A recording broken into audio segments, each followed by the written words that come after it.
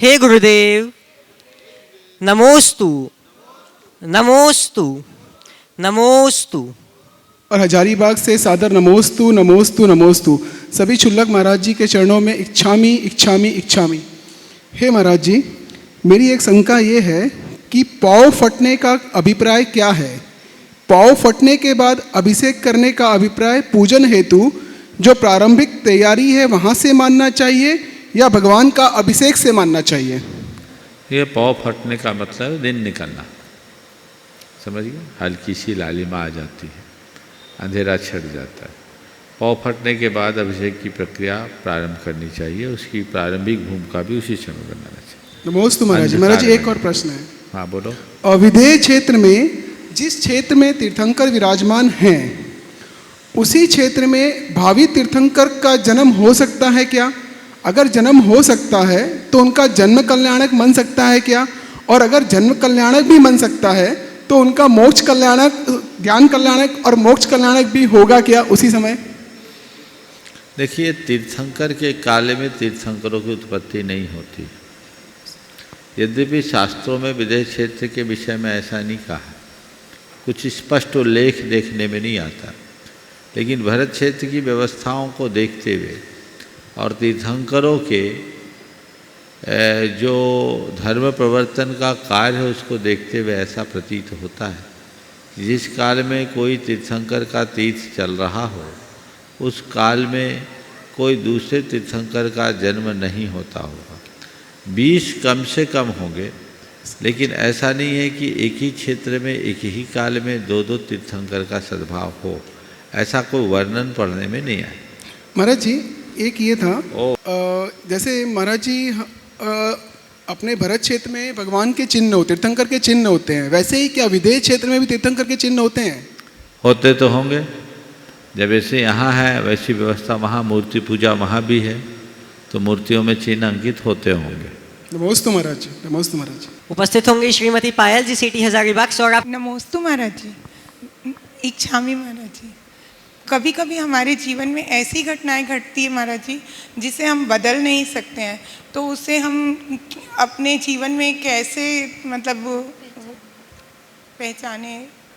देखिए, ऐसी घटनाएं घटती है जिसे हम बदल नहीं सकते, तो स्वीकार तो सकते हैं।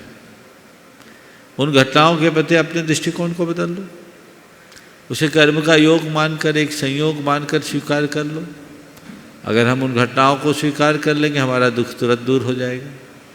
हम उसे स्वीकार नहीं करते, उसका प्रतिकार करते, इसलिए हमारा मन भारी होता है, दुखी होता है, विचलित होता है। जब चीज़ों को बदलना हमारे हाथ में है ही नहीं तो उसके प्रति आत्म स्वीकार ही होना चाहिए। स्वीकार भाव हमारे जीवन में बहुत सारी स्थिरता उत्पन्न करता है। नमोस्तु महाराज। उपस्थित होंगी स्नेहा जी जैन, दिल्ली से। और आप? नमोस्तु महाराज जी। महाराज जी, कभी कभी लोगों को हमसे हाईएस्ट एक्सपेक्टेशंस होता है, और अगर हम वो एक्सपेक्टेशंस को फुलफिल नहीं कर पाए तो कहीं ना कहीं वो गिल्ट रह जाता है, तो उससे हम कैसे निकलें? किसी को हमसे एक्सपेक्टेशन हो, हमारी कोशिश होनी चाहिए कि हम उसको फुलफिल करें। अपनी तय किसी की उपेक्षा हम ना करें, लेकिन यदि हम पूरी नहीं कर पाते तो अपने मन में गिल्ट रखने की जगह उनसे क्षमा मांग लें और कहे कि हमने आपकी अपेक्षाओं को पूर्ण करने का पूरा प्रयास तो किया, लेकिन हमारी अपनी कमजोरी रही कि हम कर नहीं पाए, हमें क्षमा करें। दोबारा कभी ऐसा अवसर आएगा तो हम जरूर ध्यान दें। उपस्थित होंगी व्रती श्राविका श्रीमती बीना जी झांझरी, कोडरमा से। और बारंबार नमोस्तु नमोस्तु नमोस्तु। गुरुदेव, आज दोपहर के स्वाध्याय में आपने बताया था कि तीर्थंकरों के शरीर में 1008 शुभ लक्षण होते हैं। तो अभी हम देखते हैं कि कोई कोई जो दिव्य पुरुष होते हैं उनके सिर पर अगर चंद्रमा बोलें या सिद्ध शिला बोलें तो उसका क्या प्रभाव है, उसकी महत्ता बताएं।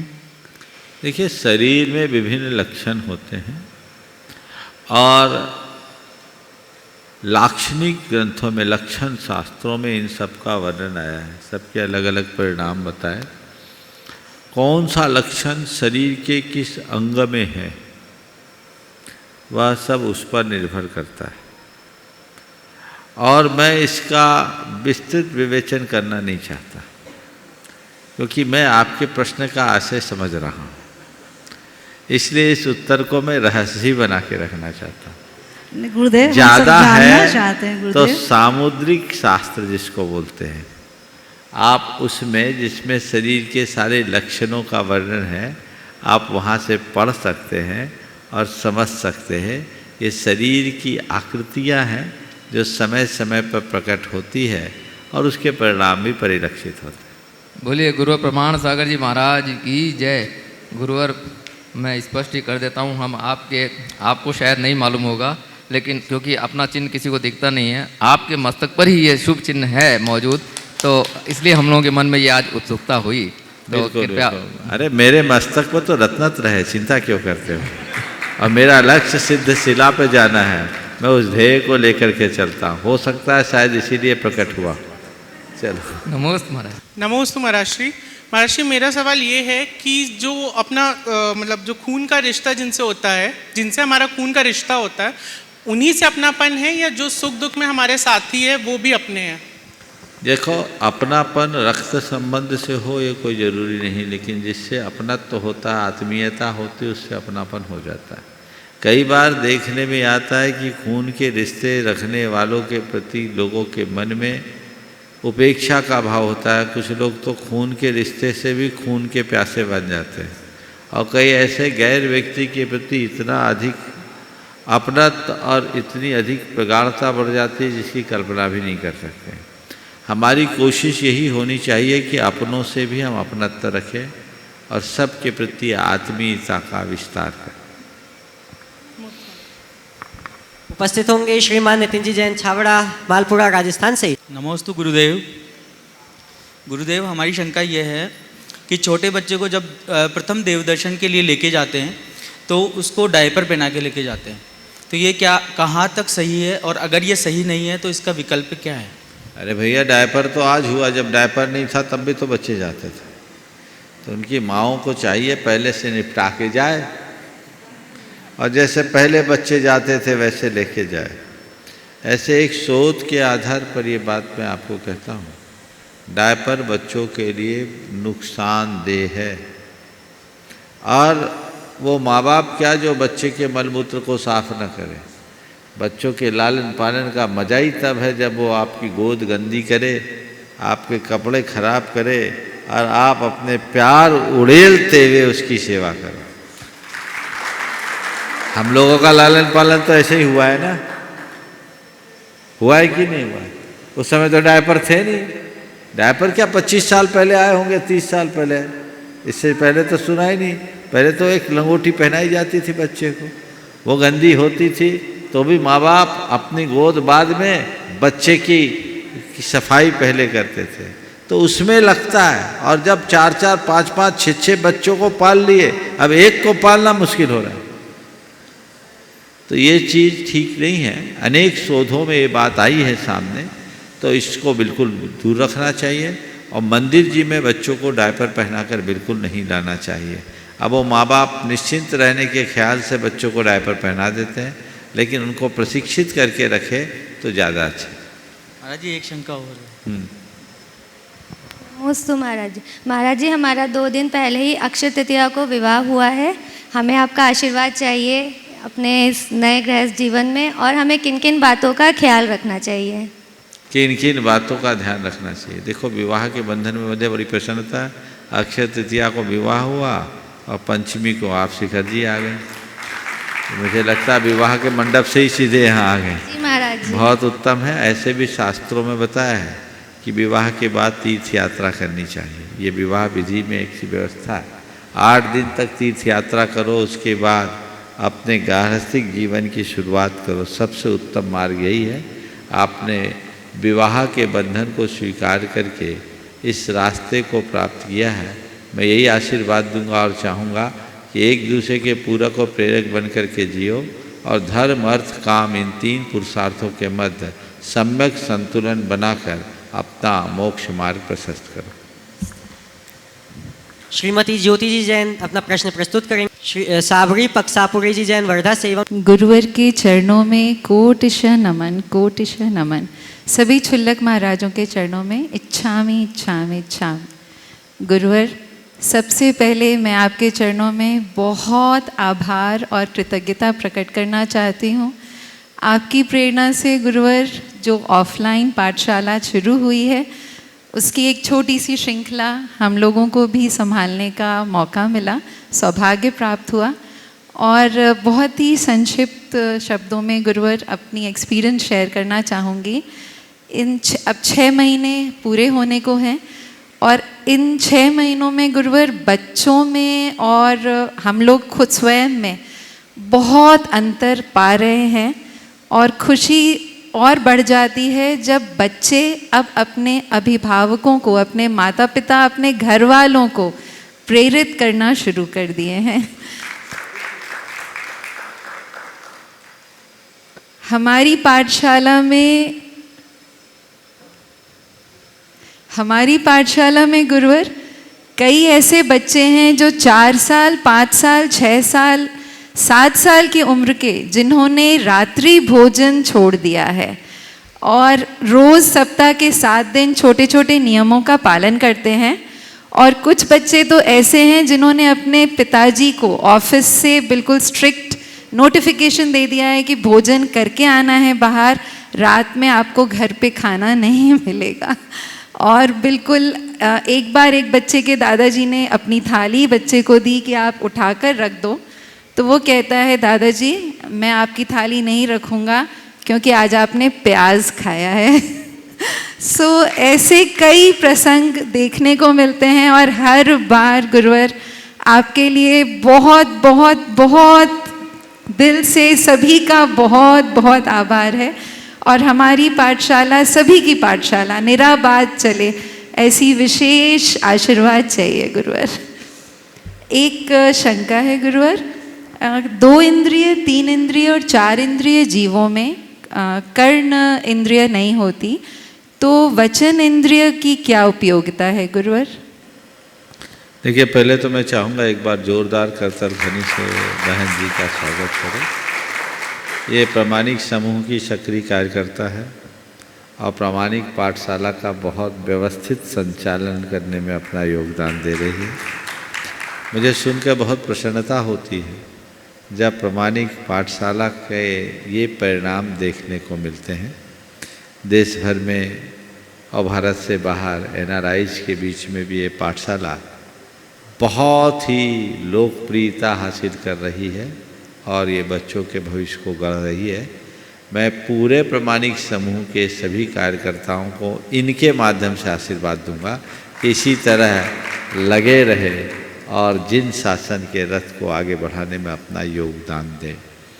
आपने जो सवाल किया 2 इंद्रिय, 3 इंद्रिय, 4 इंद्रिय के पास कर्मेंद्रिय नहीं होती तो वचन का क्या रोल है? कोई ज़रूरी थोड़ी कि जो हम बोले वो सुने भी। बोलने की एक शक्ति अलग है और श्रवण करने की शक्ति अलग है। वो कर्मेंद्रिय नहीं है, सुन नहीं पाते, लेकिन वचनों का प्रयोग उनके पास है। हो सकता है वाइब्रेशन के स्पर्श से उनको आभास होता हो। जो शब्द बोलते हैं, शब्द की ध्वनि निकलती है, उसमें स्पर्श भी है, ध्वनि में स्पर्श है। तो स्पर्श उनकी स्पर्शन इंद्रिय का विषय बनता है, उससे उनको आभास होता हो। तो जो बोल के शब्द की तरंगे छोड़े, क्योंकि शब्द केवल शब्दात्मक नहीं है, शब्द पुद्गल है, उसमें स्पर्श रस गंध वर्ण चारों है, तो उसमें स्पर्श है कि नहीं? जी बिल्कुल। तो स्पर्श का आभास किसी को हो सकता है। उस आभास के माध्यम से वे अपनी बात एक दूसरे तक आसानी से पहुंचा सकते होंगे, शायद ऐसा हो।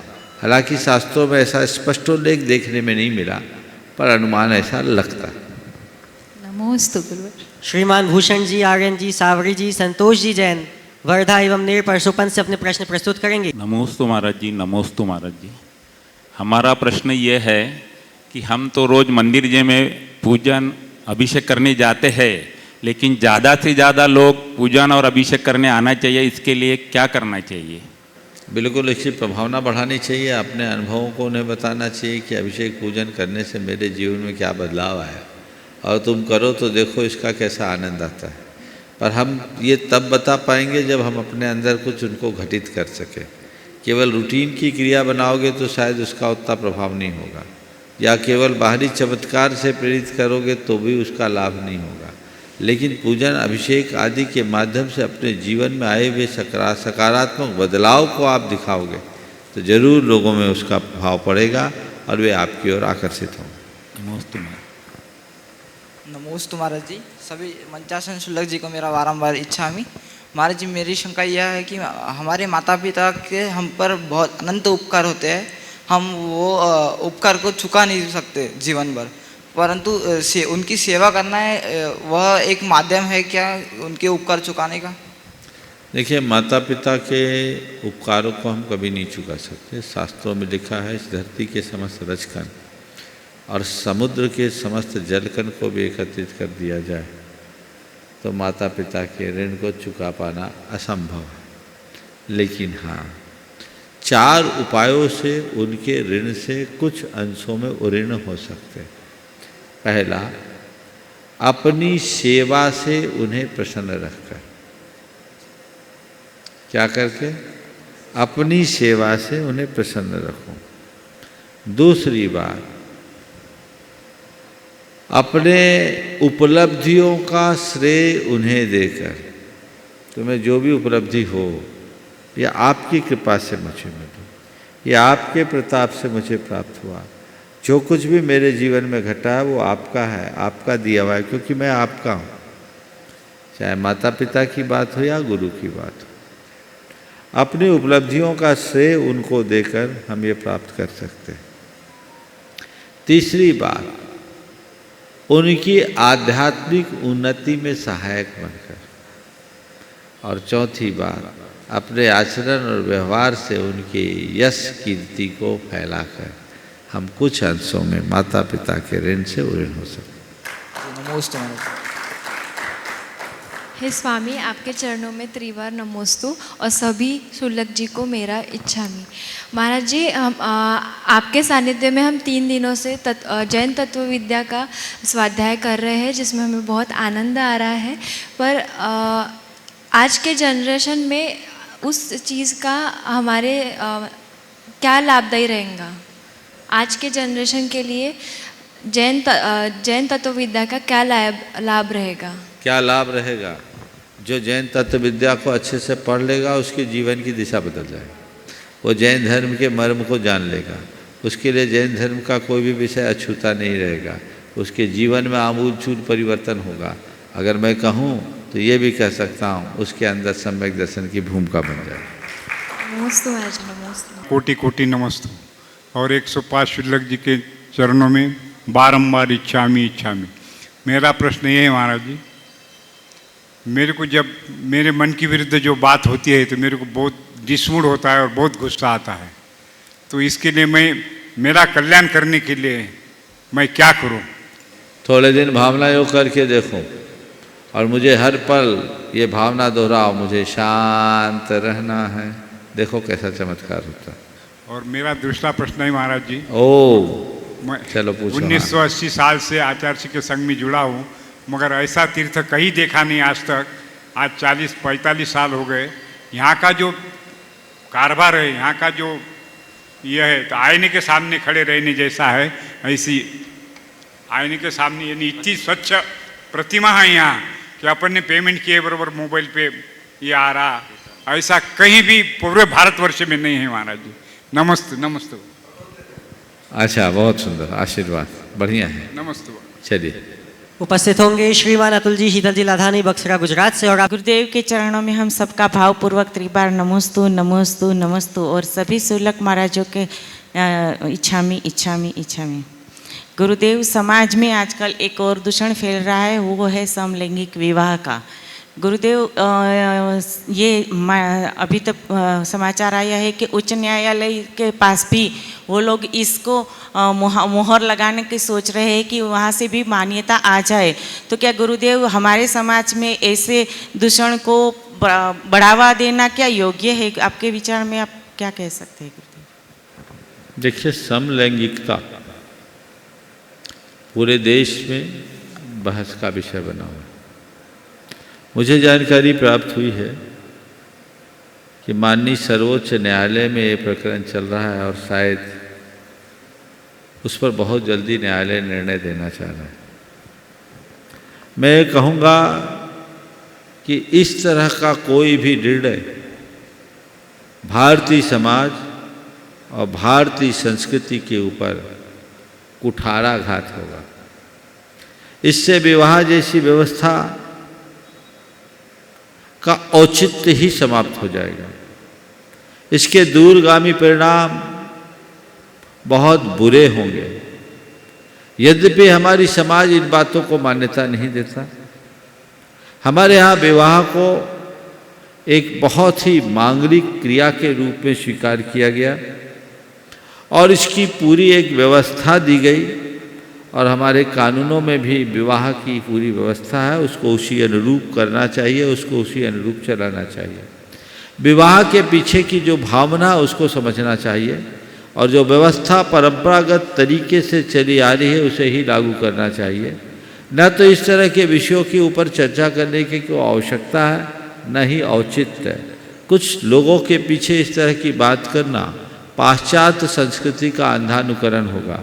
सभी लोगों को इसका निषेध करना चाहिए, विरोध करना चाहिए।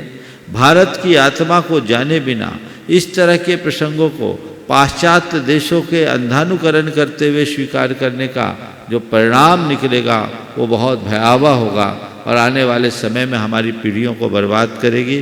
किस तरीके से फिर हमारी संतति चलेगी, समाज की व्यवस्थाएं किस तरीके से चलेगी, इन सब बातों को देखना चाहिए। हमारे यहाँ कानून और कानून की पूरी व्यवस्था, उसके लिए विधायिका है, ये सारी व्यवस्थाओं को देखती है, इसलिए हमें उन्हें ही देखना चाहिए। ये परिणाम बहुत बुरे होंगे। सभी लोगों को ये बात अपनी संबंधित लोगों तक पहुँचानी चाहिए ताकि इस तरह की परंपरा की शुरुआत होने से समाज को बचाया जा सके, ये भयानक दुष्परिणाम से हम लोग बच सके। नमोस्तु गुरुदेव, नमोस्तु गुरुदेव। उपस्थित होंगे श्रीमान गौरव जी जैन, विदिशा मध्य प्रदेश से। महाराज श्री के चरणों में त्रैवार नमोस्तु नमोस्तु नमोस्तु। महाराज श्री, मेरा प्रश्न है, अपने लक्ष्य की प्राप्ति तक अपना कैसे मनोबल बनाए रखे जिससे लक्ष्य तक पहुंच सके? अपने लक्ष्य की प्राप्ति, सबसे पहले तो मैं चाहूँगा एक बार गौरव जैन की जोरदार करतल ध्वनि से अभिनंदन करें।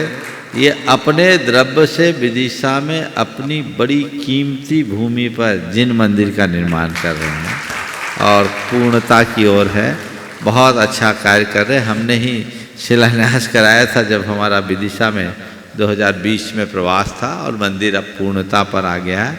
बहुत बहुत आशीर्वाद। अपने लक्ष्य की पूर्ति के लिए अपने मन को किस तरह से संभाले रखें। तो देखो, लक्ष्य के प्रति पूर्ति करने के लिए सबसे पहले मन में संकल्प होना चाहिए।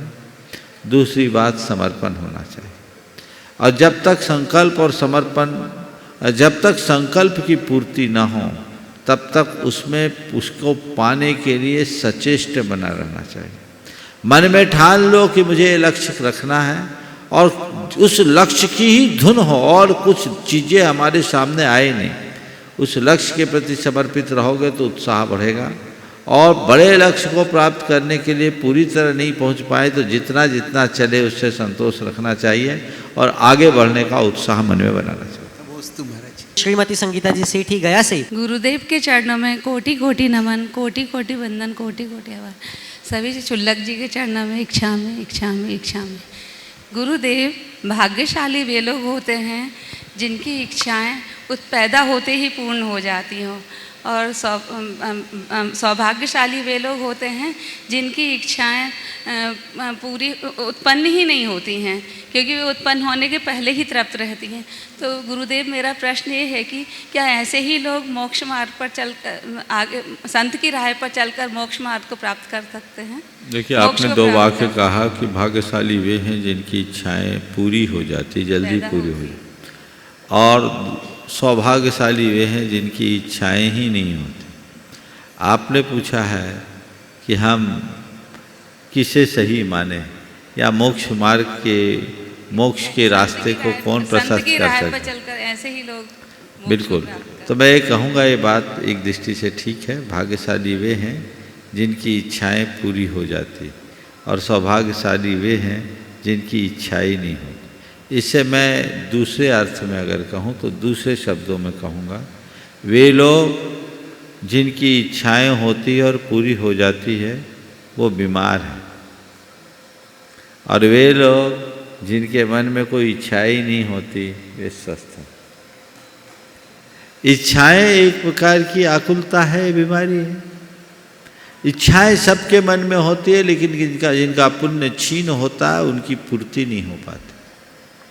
जिनका पुण्य प्रबल होता है वो इच्छाओं को पूर्ण करने में भी समर्थ होते हैं, लेकिन इच्छाओं की दुर्बलता ये है कि एक इच्छा पूरी होती है उसके स्थान 100 प्रकट हो जाती है, वो पूरी नहीं हो पाती।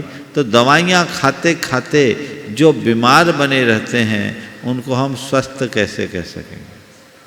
दवाई खा रहे हैं, बीमार हैं और स्वस्थ मान रहे हैं, सवेरे से 5-7 गोलियां जिनको फांकनी पड़ रही है।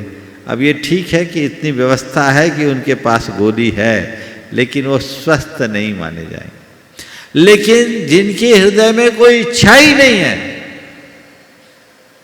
वे स्वस्थ हैं, उनके पास कोई बीमारी नहीं है, और मोक्ष मार्ग में उसी परम स्वास्थ्य को पाने के लिए निकला जाता है, ताकि हम इच्छा से अनिच्छा की ओर बढ़ें। उसका एक क्रम है जिसमें हम प्रथम चरण में असद इच्छा से बचें, शुभेच्छा को अंगीकार करें, फिर अनिच्छा की ओर आगे बढ़ें। नमोस्तु गुरुदेव। ब्रह्मचारिणी सुनीता दीदी जी अपना प्रश्न प्रस्तुत करेंगे। गुरुवर के चरणों में नमोस्तु, पंचछुल्लक महाराजों के चरणों में इच्छामी शाह परिवार का। महाराज जी, हमारा प्रश्न नहीं, हमारी जिज्ञासा है कि ज्ञानावरणी कर्म के उदय में बहुत याद करते हैं, लेकिन याद करने के बाद भी भूल जाते हैं।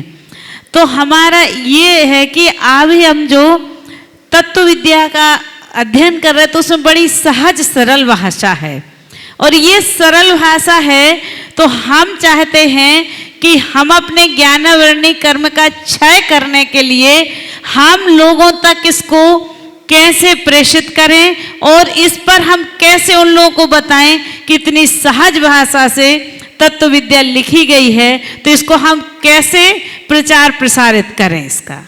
देखिए, ज्ञानावरण कर्म के उदय से हमारी स्मृतियाँ छीन होती है, सच है। अब अपने ज्ञान का विकास करना है तो हमें ज्ञानावरण कर्म का क्षोभशम करना हो। कर्म के क्षोभशम के कुछ उपाय बता रहा हूँ। अपने ज्ञान का विकास करना चाहते हो तो पहला काम, मंद कषाय भाव रखो। कषाय जितनी मंद होगी ज्ञान का उतना अधिक प्रकाश फैलेगा। कषाय में मंदता होनी चाहिए। दूसरी बात, जीवन में विनम्रता होनी चाहिए, विनय, और उसमें खासकर ज्ञान और ज्ञानी की विनय। ज्ञान और ज्ञानी की विनय से ज्ञान में असाधारण वृद्धि होती है, वो विनय अपने अंदर आनी चाहिए। तीसरी बात, हम अपने ज्ञानावरण कर्म का क्षय या क्षोभशम चाहते हैं तो ज्ञान का प्रचार प्रसार करो। मेरे पास ज्ञान नहीं है लेकिन ये ज्ञान का प्रकाश सब तक फैले, इसे फैलाने की कोशिश करो।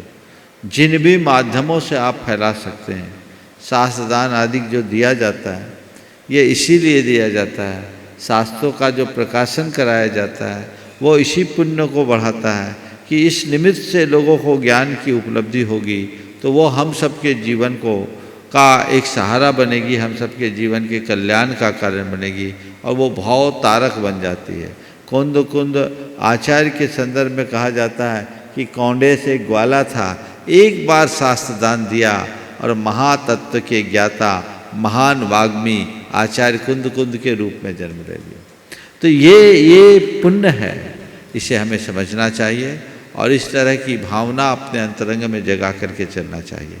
जहाँ तक जैन तत्व विद्या की बात है, उसकी रचना को 23 साल हो गए हैं और 23 साल में हजारों लोगों ने उसका अध्ययन किया, आप लोगों के बीच बहुत लोकप्रिय हुई। अब तो उसका अंग्रेजी संस्करण भी लोगों तक पहुंच चुका है। आप लोगों को चाहिए कि आप उसे पढ़ें और अधिक से अधिक लोगों तक उसे पहुंचाएं, जिन्हें और ये संयोग बना है शुलक जी लोगों के निमित्त से कि ये एकदम शुरुआत से आपको हमारे ही मुख से पढ़ने का अवसर मिल रहा है। तो ऑनलाइन आप इसका लाभ ले सकते हैं जो विभिन्न माध्यमों से आपके पास उपलब्ध है। और मैं चाहूँगा कि जैन धर्म के मर्म को जानने के लिए इससे सरल और इससे अच्छा और कोई दूसरा ग्रंथ नहीं होगा, आप जरूर पढ़ें। उपस्थित होंगे श्रीमान पुष्पेंद्र कुमार जी जैन कानपुर से, और आपकी बात तैयार रहेंगे श्रीमान सुभाष जी जैन CEO गुणायतन। महाराज जी के चरणों में नमोस्तु नमोस्तु नमोस्तु। सभी शुल्लक जी के चरणों में इच्छामी इच्छामी इच्छामी। महाराज जी मेरा प्रश्न ये है, अक्सर ये देखा जाता है कि घरों में सुबह सुबह जब हम टीवी देखते हैं, पारस चैनल या जिनवाणी चैनल, तो बिस्तर में बैठ के लोग बाग शांति धारा देख रहे हैं, ये देख और वो सारे अभिषेक देख रहे हैं, तो क्या ये उचित है या अनुचित है? जो लोग बिस्तर पर पड़े हैं वे देखें तो उचित है। मेरी बात को ध्यान सुनो, मेरी बात ध्यान से सुनो। जो बिस्तर पर पड़े हैं वे देखें तो उचित है, और जो बिस्तर पर पड़े पड़े देख रहे हैं वो अनुचित है। अरे शांति धारा देखना, बिस्तर से उठो, भगवान की शांति धारा विनय पूर्वक देखो तो कभी बिस्तर पर नहीं पड़ोगे। नमोस्तु महाराज जी। और प्रमाद करोगे तो पता नहीं कैसा कर्म बंधे बिस्तर पर ही पड़े रहने का की नौबत आ जाए। लाचारी और मजबूरी में यदि हमसे कोई काम करना हो तो वो क्षम्य है, लेकिन समर्थ होने के बाद भी यदि कोई ऐसा कार्य करता है तो ये बहुत बड़ा प्रमाद है, असाधना है, इनसे बचना चाहिए। महाराज जी प्रवचन वगैरह इत्यादि जैसे तो भैया घर में और साधन नहीं है। जैसे यहाँ सोचो टीवी का कार्यक्रम में बिस्तर है, बिस्तर का मोह छोड़ो, धरती पर बैठ करके प्रवचन सुनो। अगर धरती में बैठने में असमर्थ है तो आपके पास जो अन्य आसन है उनका प्रयोग करो, लेकिन ये मान करके चलो कि मैं टीवी का कोई कार्यक्रम नहीं देख रहा हूँ, गुरु के प्रवचन सुन रहा हूँ, तब वो आपके लिए कल्याणकारी बनेगा, अन्यथा आपकी दिमाग की खुराक बन करके रह जाएगा। नमोस्तु महाराज। उपस्थित होंगे श्रीमान सुभाष जी जैन CEO गुणायतन। परम श्रद्धेय गुरुदेव के चरणों में शत नमन। मंच पर विराजमान सभी शुल्लक महाराजों के चरणों में इच्छामी। गुरुदेव अभी थोड़ी देर पहले आपने बताया कि शब्दों में रूप रस गंध होते हैं, स्पर्श होते हैं। पुद्गल शब्द एक पुद्गल है। तो ये प्रश्न मेरे दिमाग में बहुत दिन पहले से था, लेकिन अब आपने बताया तो मैंने पूछ लिया कि स्पर्श तो समझ में आ गया। आपने बताया कि अब एनर्जी होती है, वाइब्रेशन होते हैं, महसूस कर सकते हैं, लेकिन रस कैसे हुआ, गंध कैसे हुआ, ये समझ नहीं आ रहा। जहाँ एक होता वहाँ चारों होता। पुद्गल का ये स्वभाव है। स्पर्श रस गंध वर्णवंत है पुद्गलाः। पुद्गल का स्वभाव है। ये बात अलग है, किसी में किसी की अधिकता दिखती है, किसी में किसी की अल्पता, लेकिन जहाँ एक होगा वहाँ चारों होंगे, सिद्धांत रूप से नियम। श्रीमती शकुंतला देवी जी टोंक राजस्थान से। मेरी और संसार के सभी जीवों की तरफ से बारंबार नमोस्तु नमोस्तु नमोस्तु। सभी शुल्लक महाराज को इच्छामी इच्छामी इच्छामी। महाराज जी मतलब आप ये पढ़ाते हैं कि भक्त बन के मंदिर में जाओ, भक्त बन के भक्ति करने जाओ, भिखारी बन के मत जाओ। मतलब क्या फिर से बोलो? भक्त बन के भक्ति करो, हाँ, भिखारी बन के मत करो। मतलब भगवान से कुछ नहीं मांगना चाहिए। लेकिन आजकल फिर पूजा में भी लिखा है कि भाई मांगना बताया है, तो फिर इसका मतलब क्या मतलब है कि नहीं मांगना चाहिए? देखिए मैं तो ये बोलता हूँ भगवान के पास जाकर के मांगना है, यानी पेड़ के पास जाके छाया मांगना। अरे पेड़ के नीचे आ गए हो, घने पेड़ के नीचे हो तो छाया तो बरसेगी। मांगना तो तुम्हारी बेवकूफ़ी है। अब दो तरह के बच्चे होते हैं, एक अपनी माँ के पास जाते हैं, उसे सब कुछ अपने आप मिल जाता है, और कुछ बच्चे होते ऐसे होते हैं जिनकी मांगने की आदत है। तो आप लोग बोलते हैं मांगने की आदत मेरी जाती नहीं, तेरे आगे लाज मुझे आती नहीं। तो क्या करें? ये मांगने वाले लोगों की जो आदत है ये दुर्बलता है। इस दुर्बलता से मुक्त होना चाहिए। जैसे जैसे व्यक्ति का चित्त तत्वोन्मुखी होता है वैसे वैसे उसकी चर्या क्रिया में अंतर आ जाता है। नमस्ते महाराज। उपस्थित होंगी श्रीमती चंद्रकला जी पाटनी रांची से। मेरी तरफ से जगत के सब जीवों की तरफ से मुनिराज के चरणों में नमोस्तु और सब क्षुल्लक जी महाराज के चरणों में इच्छामि। महाराज श्री तीर्थंकर भगवान का जब तप कल्याणक होता है उसके बाद वो वीतरागी बनते हैं, लेकिन उसके पहले वो उनका गर्भ कल्याणक, वो जन्म कल्याणक होता है, तो उस वक्त तो वो राग में रहते हैं, तो उनकी पूजा क्यों होती है? बहुत अच्छा सवाल किया। तीर्थंकर भगवान के 5 कल्याणकों की पूजा होती है, जिसमें गर्भ जन्म में वो सराग होते हैं, असंयत होते हैं। उनकी पूजा क्यों होती है? उनकी पूजा इसलिए होती है कि ये इनका अंतिम गर्भ है, ये इनका अंतिम जन्म। तो अंतिम गर्भ और अंतिम जन्म के कारण उनका विशेष सत्कार होता है, बड़ा उत्सव होता है, जिसे हम लोग पूजा के रूप में कहते हैं। पंचकल्याणक प्रतिष्ठा की पूजाएं अलग हैं, और जब साक्षात पंचकल्याणक होता है तो साक्षात पंचकल्याणक में इस तरह की पूजा थोड़ी होती। गर्भ कल्याणक में वो आते हैं और भगवान के माता पिता का सत्कार करते हैं, नगर में महान उत्सव करते हैं, गर्भ कल्याणक हो गया। जन्म कल्याणक में आते हैं तो इंद्र उनका नमन करने के लिए सुमेरु पर्वत पर ले जाता है। जैसे एक बच्चा जन्मता है तो आप लोग नामन करते हैं, वो सुमेरु पर्वत पर ले जा कर के महान उत्सव करता है, वहाँ उनका नामकरण करता है, उनका गुणगान करता है। जैसे आज किसी बच्चे के रूप रंग को देखकर आप उनका बखान करते, गुणगान करते हैं, तो ये ही उनकी पूजा है। पंचकल्याणक प्रतिष्ठा में और साक्षात पंचकल्याणक में अंतर। पंचकल्याणक है क्या? भगवान के गर्भावतरण, उनके जन्म, उनकी दीक्षा, उनके केवल ज्ञान और उनके निर्वाण उपलब्धि के समय देवों और मनुष्यों के द्वारा जो विशेष उत्सव मनाया जाता है उसका नाम पंचकल्याण। यह उत्सव जगत के कल्याण का कारण होता है, इसलिए इसे कल्याणक कहते हैं। और पंचकल्याणक की पूजा में हमें उन्हीं भगवान के सारे गुणों का आरोपण उसमें करना, इसलिए वो पूजा होती। चूँकि वो अंतिम गर्भ है, अंतिम जन्म है, इसलिए हम उनके भावी रूप को ध्यान में रखते हुए उसकी पूजा करते हैं। लेकिन असंयत बंदनीय नहीं होते, बंदनीय तो संयत ही। जासीन पूज्य समादर सागर जी महाराज से निवेदन करूंगा कि वे अपने प्रश्न के माध्यम से समाधान को प्रकाशित कराएं। इच्छामी महाराज जी। भगवान आपके चरणों में नमस्तु।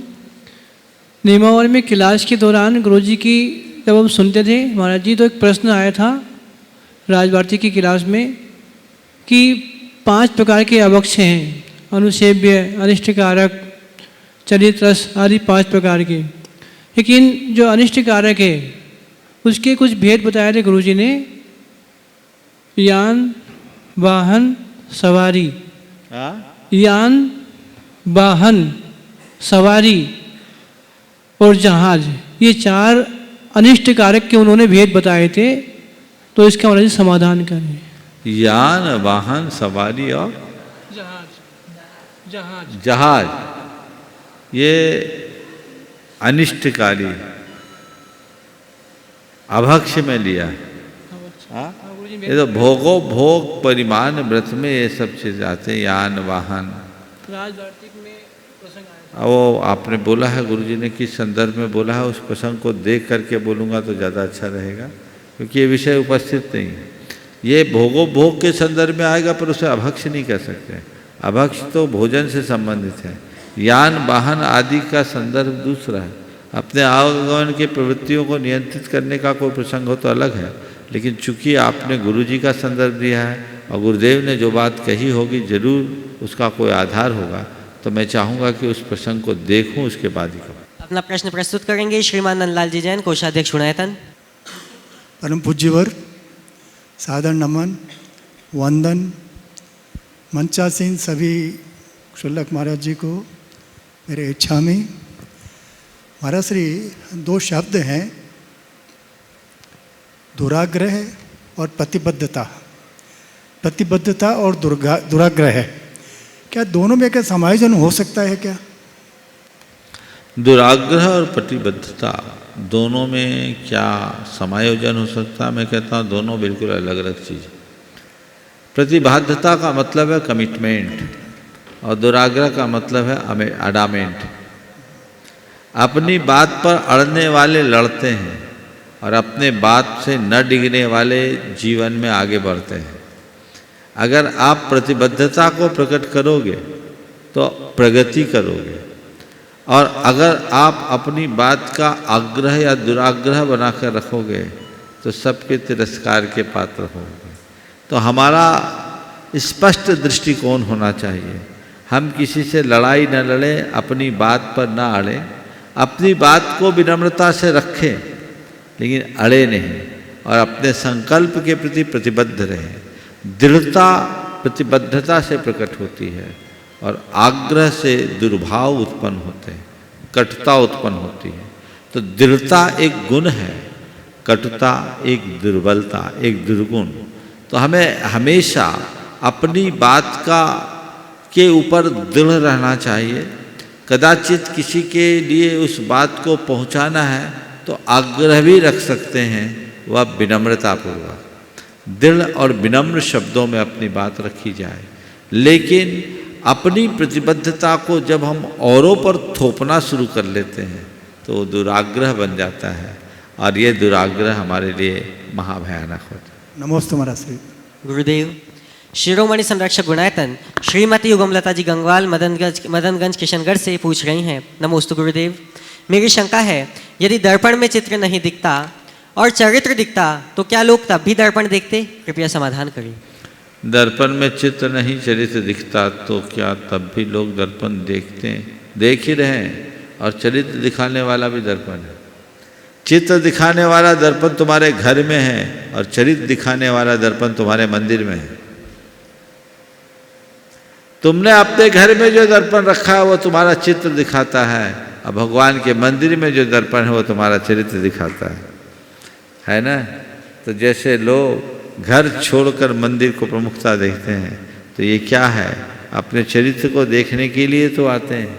भगवान की मुद्रा हमारे चरित्र का बोध कराती है, चरित्र का ही नहीं हमारे स्वरूप का बोध कराती है, और ये स्वरूप बोध हम में स्थिरता उत्पन्न करता है। इसलिए अगर ऐसा होता तो ये हो सकता। श्रीमान प्रकाश जी पाटनी, क्षेत्रीय अध्यक्ष भारतीय जैन मिलन अजमेर से, गुरुदेव नमोस्तु। धर्म करके ईश्वर से मांगना पड़ता है, फिर से धर्म करके ईश्वर से मांगना पड़ता है और कर्म करके ईश्वर को खुद देना पड़ता है। गुरुदेव, मेरी शंका यह है कि क्या कर्म धर्म से बड़ा है? कृपया समाधान धर्म करके ईश्वर से मांगना पड़ता है और कर्म करके ईश्वर को कुछ देना पड़ता है। पूछा है धर्म बड़ा है या कर्म? क्या कर्म धर्म से बड़ा है? मैं तो ये मानता हूँ कि जो धर्म करके ईश्वर से मांगते हैं वो धर्म ही नहीं करते हैं। सच्चे अर्थों में धर्म मांगने की बात नहीं सिखाता, धर्म त्यागने की बात सिखाता है। तो जो धर्म करने के लिए सब त्याग देते हैं वो ईश्वर को पा लेते हैं या अपने ईश्वरत्व को विकसित कर लेते हैं, तो वो धर्म का सच्चा फल पाते हैं। और कर्म करके ईश्वर को कुछ देना पड़ता है, तो ईश्वर को तुम्हारा कुछ नहीं चाहिए, ये तो तुम्हारा अनुराग उनके चरणों में सब कुछ वारने के लिए तत्पर करता है। और ये जो दे रहे हो ना, वो कर्म नहीं, वो धर्म है। देना कर्म नहीं है, धर्म है।